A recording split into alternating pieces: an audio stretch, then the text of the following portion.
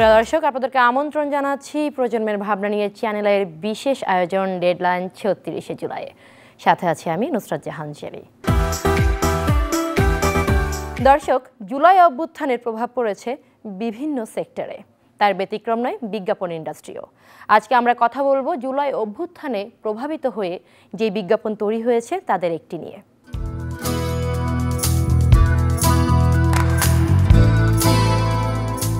পণ্য বিপণন এবং পণ্যের প্রচারের জন্য সবচেয়ে বড় মাধ্যম বিজ্ঞাপন। বিজ্ঞাপনের ইতিহাস খুঁজলে দেখা যায় খ্রিস্টপূর্ব ৪০০০ বছর আগেও ছিল বিজ্ঞাপন। তখন দেয়াল এবং পাথরে চিত্র এঁকে বিভিন্ন বিজ্ঞাপন করা হতো। প্রাচীন মিশরীয়, গ্রিক এবং রোমান সভ্যতায় মেলে সাইনবোর্ডের বিজ্ঞাপন।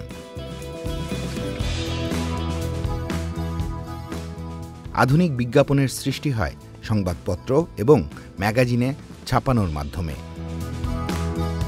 যা ইউরোপে শুরু হয়েছিল ১৬ থেকে ১৭ শতকের মধ্যে। তখন থেকেই বিজ্ঞাপনের জন্য ছাপানো লিফলেটেরও ব্যবহার শুরু হয়। সময়ের সাথে সাথে আধুনিক হতে থাকে বিজ্ঞাপন। দীর্ঘদিন পর বিজ্ঞাপন জগতে বড় পরিবর্তন আসে রেডিওতে বিজ্ঞাপন প্রচারের মাধ্যমে, যা যুক্তরাষ্ট্রে ১৯২২ সালে শুরু হয়, ক্রমান্বয়ে ছড়িয়ে পড়ে সারা বিশ্বে। বিজ্ঞাপনের ইতিহাসে মোড় ঘুরিয়ে দেয় টেলিভিশন বিজ্ঞাপন। ১৯৪১ সালে মাত্র ১০ সেকেন্ডের বিজ্ঞাপন প্রচারের মধ্য দিয়ে শুরু হয়েছিল টিভি বিজ্ঞাপন। America runs on Bulova time. অনলাইনের বিজ্ঞাপন শুরু হয় ইমেইলের মাধ্যমে।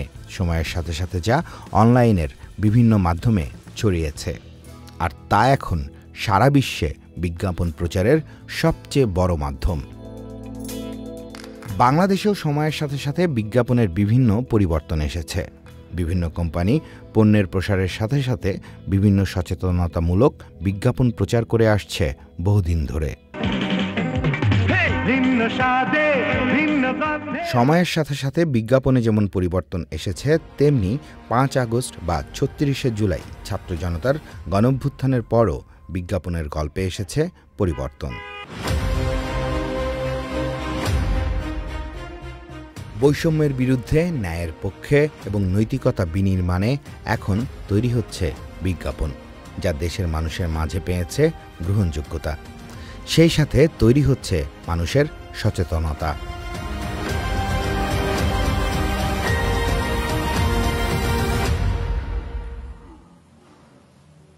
দর্শক, ডেডলাইন ৩৬শে জুলাই স্টুডিওতে এই মুহূর্তে উপস্থিত আছেন রবিয়া জিয়াটা লিমিটেডের head of brand Sakib Ahmed, এবং আমাদের সঙ্গে আরও উপস্থিত আছেন Tanvir Chowdhury, executive creative director ADA Bangladesh. আমি প্রথমে যে ব্যাপারটা জানতে চাইব, এই যে রবি সম্প্রতি একটি হলো যে ক্যাম্পেইন লঞ্চ করেছে দেশপ্রেমিক টাইটেলের, আমি এই ক্যাম্পেইনের নেপথ্যের কাহিনী জানতে চাই, অনুপ্রেরণা কিভাবে আসলো এই ভাবনা, এটা একটু জানতে চাইব প্রথমে।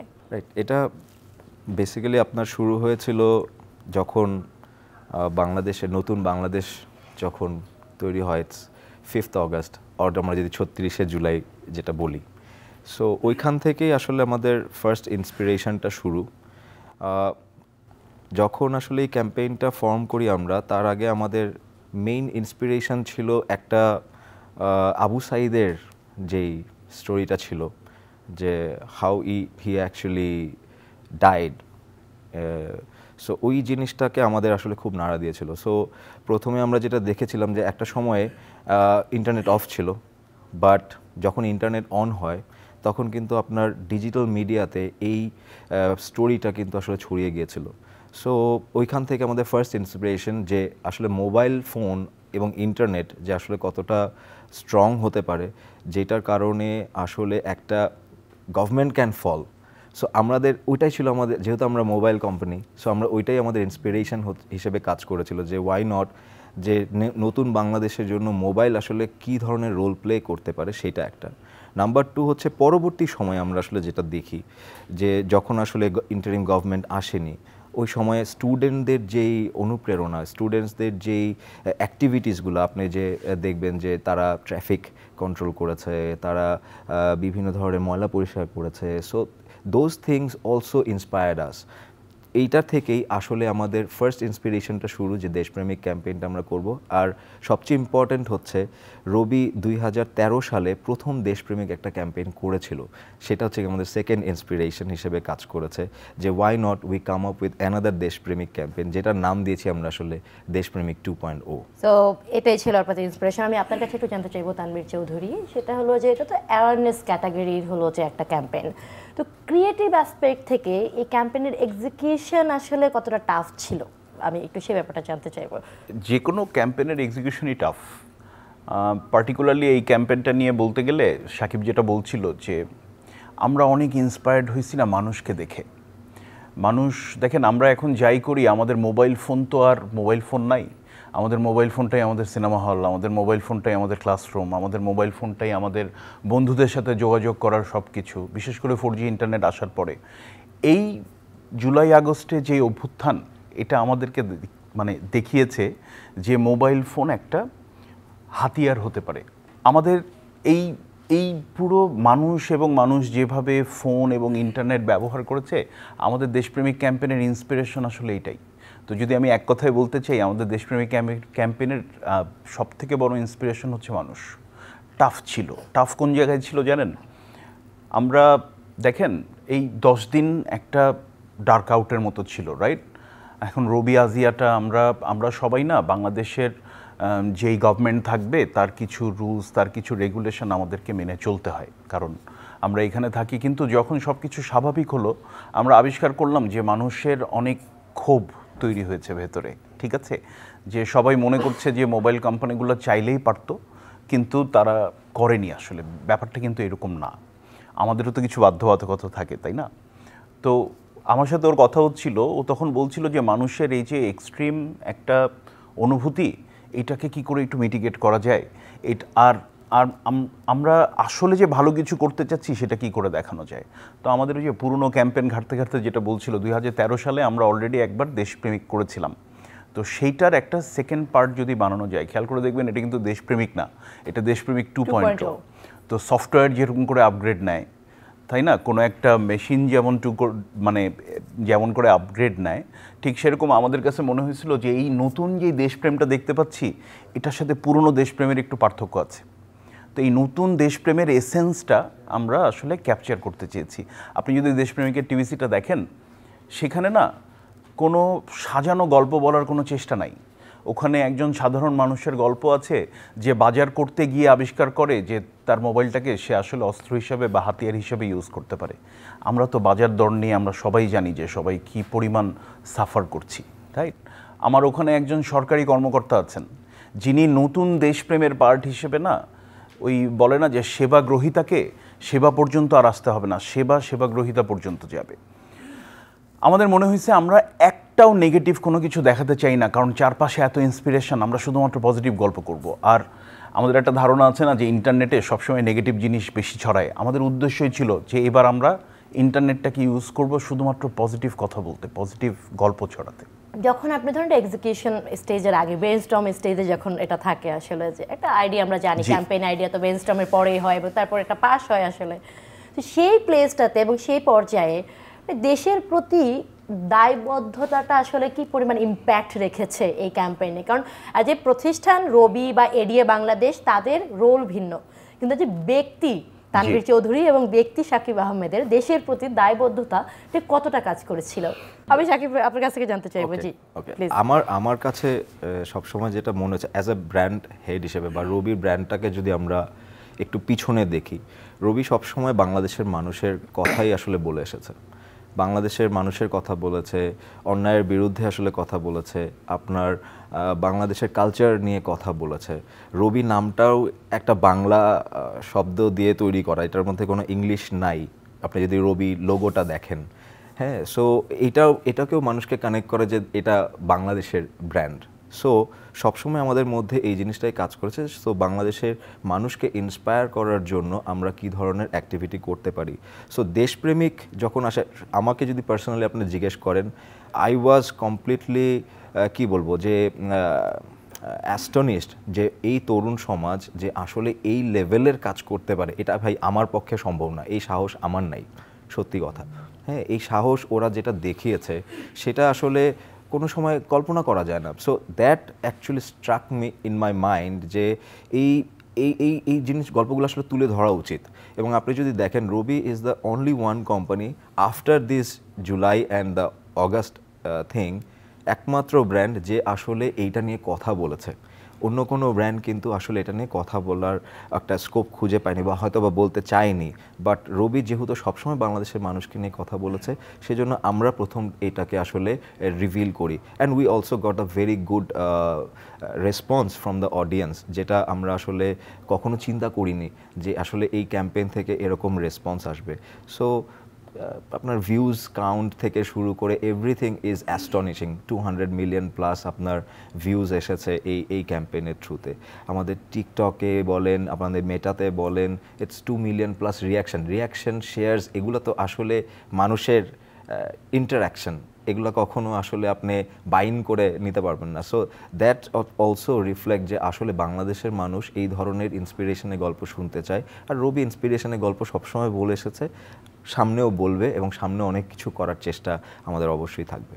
আচ্ছা, আমি তানভীর চৌধুরী, আপনি যেহেতু the creative mind behind the campaign, আমি আপনার কাছে জানতে চাইবো, রেসপন্স নিয়ে কথা বলছিলেন শাকিব আহমেদ, আমি সেই ব্যাপারে একটু যাব। সেটা হলো যে যখন when it comes to KPI, তারপরে হলো যে ধরুন কি রেসপন্স আসছে, আমাদের হলো যে এক্সপেক্টেড আউটকাম এবং কতটা মিলল, সেই প্লেস থেকে যদি আমরা জানতে চাই, এই অ্যাওয়ারনেস ক্যাটাগরি মানুষকে হলো যে অনুপ্রেরণা দেওয়া, অনুপ্রেরিত করা, এবং এর বাইরে গিয়ে আসলে কোন ধরনের লাইক কাউন্টের বাইরে গিয়ে কোন ধরনের রেসপন্স পাচ্ছেন। থাকে না যে আমরা কিন্তু হলো যে কোনো একটা ভালো কাজ করলে আমাদের কাছে প্রচুর ফোন আসে, বা পরিচিত জনরা জিজ্ঞেস করে আমাদেরকে, যে বলে অ্যাপ্রিসিয়েট করে যে এত ভালো হয়েছে, এটা এই হয়েছে। তো সেই ব্যাপারে একটু জানতে চাইবো, ব্যক্তিকেন্দ্রিক অ্যাপ্রিসিয়েশন এবং হলো যে রেসপন্স নিয়ে জানতে চাইবো একটু। আমার যারা এফএনএফ, আমার যারা পিআর, তারা তো অনেক প্রশংসা করেছে, ওরা করবেই, তাই না? ওরা করবেই। কিন্তু আমাদের কোনো ক্যাম্পেইন যখন আপলোড হয়, বিশেষ করে সোশ্যাল মিডিয়ায়, আমি কিন্তু বসে বসে কমেন্টগুলো দেখি, বুঝছেন? কারণ মানুষের সরাসরি রেসপন্স বোঝার সবথেকে ভালো উপায় হচ্ছে যে সরাসরি কমেন্টগুলো দেখা, রাইট? আপনাকে আরেকটা কথা বলি, আমি জানি না এই কথা বলার জন্য সবাই রাগ করবে কিনা, কিন্তু এটা একটা ট্রেন্ড যে people love to hate Telco, right? কারণ সবাই মনে করে যে আমরা চাইলে অনেক কিছু করতে পারতাম কিন্তু করছি না। আমি প্রথমবারের মতো আবিষ্কার করলাম যে কোনো কন্টেন্ট আপলোড হলে ওটার কমেন্ট সেকশনে প্রচুর মিক্স কমেন্ট পাই আমি, যে এটা হয়নি, এটা হয়নি, এটা হয়নি, তারপরে একটা দুটো ভালো কমেন্ট পাই। প্রথমত আমার সবথেকে যেটা ভালো লাগছে যে মানুষ না, মানে অ্যাটলিস্ট রিয়েলাইজ করছে যে ব্র্যান্ড কোথা থেকে কথা বলতে চাচ্ছে। এক, মানুষ যখন বুঝতে পারে ইন্টেনশন, তখন সবথেকে ভালো লাগে। আর আরেকটা বিষয়, আমি না ওই কত ভিউ হলো, কত মিলিয়ন ভিউ হলো, বা কতগুলো শেয়ার হলো, এগুলো অনেক ইম্পর্টেন্ট, কিন্তু আমি ওগুলোর কথা বলছি না। আমি শুধুমাত্র বলছি যে ক্রিয়েটিভ হিসাবে আপনি যখন প্রথম গল্পটা চিন্তা করবেন, তারপরে সেটার কম্পোজিশন তৈরি করবেন মাথায়, অ্যাক্টিংটা কীরকম হবে চিন্তা করবেন, তারপরে না আমরা একদম ফিঙ্গার ক্রস করে বসে থাকি যে আল্লাহ মানুষের যেন একটুখানি ভাল লাগে। তো আমি যখন দেখতে পাই ইন্ডিভিজুয়াল সিকোয়েন্স ধরে ধরে মানুষ বলছে এই জায়গাটা বেশ ভালো লাগছে, এই জায়গায় এমনই হওয়া উচিত। যেমন আপনি যদি দেখে থাকেন দেশপ্রেমিক, একটা জায়গায় আছে যে, আমি দেখেছি, একটা জায়গায় আছে যে একজন পুলিশ অফিসার জ্যামে আটকানো, উল্টো দিক থেকে আসা একজন পাওয়ারফুল মানুষের গাড়ি সে পিছিয়ে দিতে থাকে, রাইট? গল্পটা এই পর্যন্ত বলেই কিন্তু আমরা ছেড়ে দিতে পারতাম, কিন্তু আমাদের মনে হয়েছে যে একটা নতুন বাংলাদেশের স্বপ্ন দেখছি, বাংলাদেশ, ইভেন আমরা বাংলাদেশ 2.0 ওর কথাও তো বলছি, রাইট? তো একটা নতুন বাংলাদেশের স্বপ্ন দেখছি যেখানে ইকুইটি বা ইকুয়ালিটি জিনিসটা খুব জরুরি, এবং তাই তো চাই আমরা যে সবার জন্য সমান সুযোগ, সবার জন্য সমান ট্রিটমেন্ট, রাইট?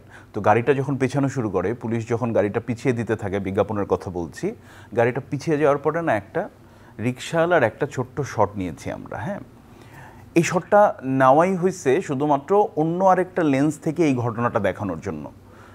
আমি যখন কমেন্টে দেখতে পাইছি যে মানুষজন এটা পিক করছে, মানুষজন বলছে যে রিক্সাওয়ালার অ্যাক্টিংটা অনেক ভাল লাগছে, ওই পার্টিকুলার জায়গাটা অনেক ভাল লাগছে। কিংবা মানুষ যখন বলছে যে সাংবাদিককে যখন কেউ ঘুষ দিতে গেছে, এই ঘুষের বিরুদ্ধে ফাইট করার একটা বড় উপায় হতে পারে ওকে ঘুষ বাই অসৎ কাজটা এক্সপোজ করে দেওয়া, রাইট? তো ঘুষ দেওয়ার জন্য টেবিলের নিচ থেকে যখন টাকা দেওয়া হয়েছে, উনি দেখে যে টেবিলের নিচে অলরেডি একটা ক্যামেরা ধরা ছিল। যখন সাধারণ মানুষ এগুলো পিক করে তখন মনে হয় না, আমরা মনে হয় ভাবতে পারছি কিছু।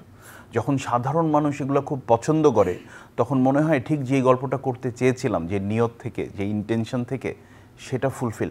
আমার কাছে সাধারণ মানুষের ওই একটা কমেন্ট যে বাহ রিকশালার হাসিটা অনেক ভালো লাগছে, বাহ এইভাবেই আসলে এই যারা ঘুষ দেয় তাদেরকে এক্সপোজ করা উচিত, আমার কাছে এগুলো অনেক বেশি দামি।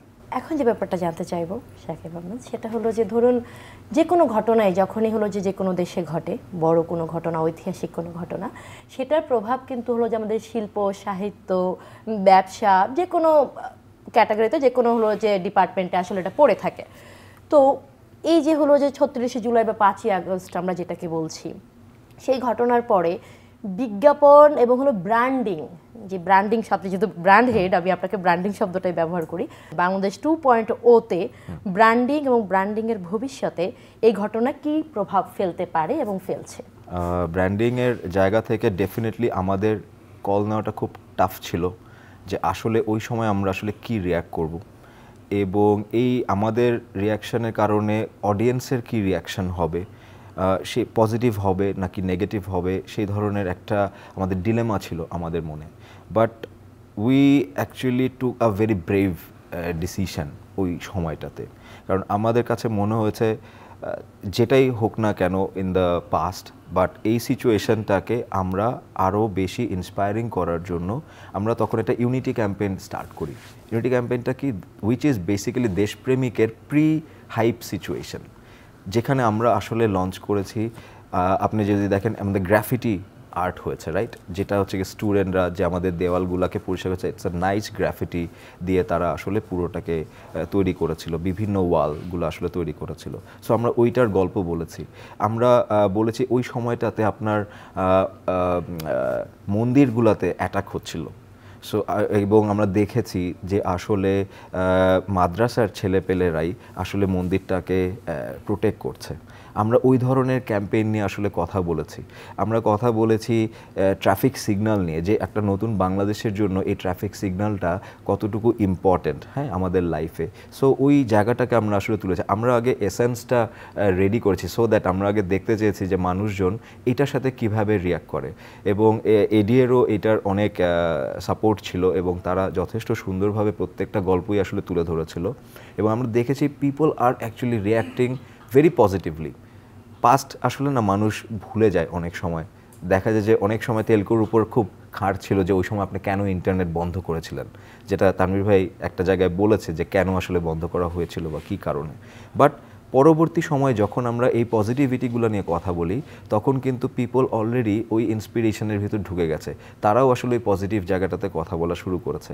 সো ব্র্যান্ড হিসেবে আমাদের দায়িত্বটা সবসময় থাকে যে আপনি পজিটিভ মাইন্ডসেট আসলে কিভাবে সৃষ্টি করবেন। এবং রবি ব্র্যান্ডের মেইন যে পারপাসটা, আমরা যেটাকে ব্র্যান্ড পারপাস বলি, সেই পারপাসটাই হচ্ছে গিয়ে বাংলাদেশের মানুষকে ইন্সপায়ার করা, যেটা হচ্ছে গিয়ে পারবে তুমি ওর গল্প আসলে বলাটা। কারণ ওই সময় আমাদের কাছে মনে হচ্ছে পারবে তুমি ইজ দ্য পারফেক্ট ম্যাচ, যেটা আসলে বাংলাদেশের মানুষের জন্য বলা দরকার। এবং আমরাই প্রথম আসলে ওই ম্যাচটাকে আসলে ক্রিয়েট করেছিলাম, যে এভাবে করে আসলে ডেভেলপ করা সম্ভব বাংলাদেশে। অ্যান্ড দেন আমরা দেশপ্রেমিক 2-এ আসলে লঞ্চ করি, যেটা আসলে বিগার পিকচারটা আসলে দিয়েছিল। আমরা হলাম যে শাকিব আহমেদ ভাইয়ের কাছ থেকে শুনলাম এই বিজ্ঞাপনে হলো যে 36শে জুলাই 5ই আগস্ট। আমি আপনার কাছে শুনতে চাই, একটা ছোট জিনিস অ্যাড করতে চাই। আমরা কিন্তু কখনো দেশপ্রেমীকে বলি নাই যে নতুন বাংলাদেশে আপনি এত টাকায় এত জিবি ইন্টারনেট পাবেন, নতুন বাংলাদেশে আপনি এই ডিজিটাল সার্ভিস পাবেন।